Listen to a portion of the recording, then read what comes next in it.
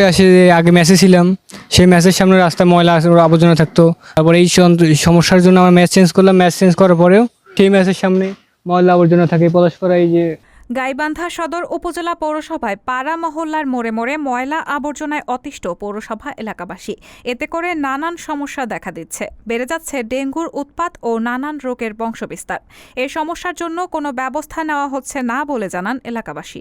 সেটা হচ্ছে খুবই একটা জঘন্য ব্যাপার। এটা রাস্তাঘাট দিয়ে হাঁটা যায় না। যখন রাস্তা দিয়ে বাসা থেকে যখন বের হই তখন একটা দুর্গন্ধ নাকে আসে, এবং এই ময়লা আবর্জনাগুলোর কারণে প্রচণ্ড পরিমাণে ডেঙ্গু এবং অন্যান্য ধরনের যে মশা টিয়া হচ্ছে, এটার উৎপাত বেশি।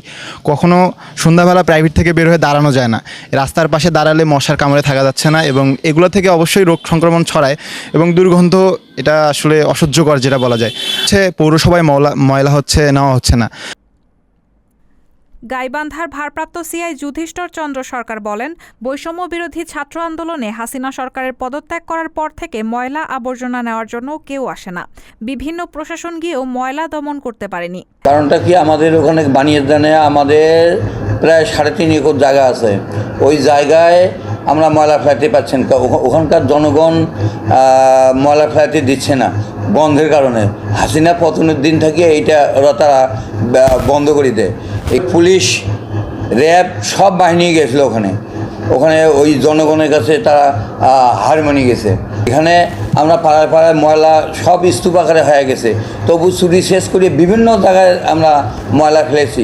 আমাদের প্রশাসক সাহেব তাই দ্রুত ব্যবস্থা নেওয়ার জন্য খুব চেষ্টা করতেছে। এমনও অভিযোগ ওঠে, কোনো নির্দিষ্ট জায়গা নেই যেখানে ময়লা আবর্জনা ফেলে রাখা হবে। তাই তো যেখানে সেখানে ময়লা আবর্জনা ফেলে রাখা হয়, এতে করে নানান সমস্যা দেখা দেয়, যা বিপজ্জনক। স্কুল পড়ুয়া ছাত্রদের দাবি, অতি দ্রুত এই ময়লা আবর্জনা ফেলার জন্য একটি নির্দিষ্ট জায়গা করতে হবে। রেহানা মুন, সবার কথা।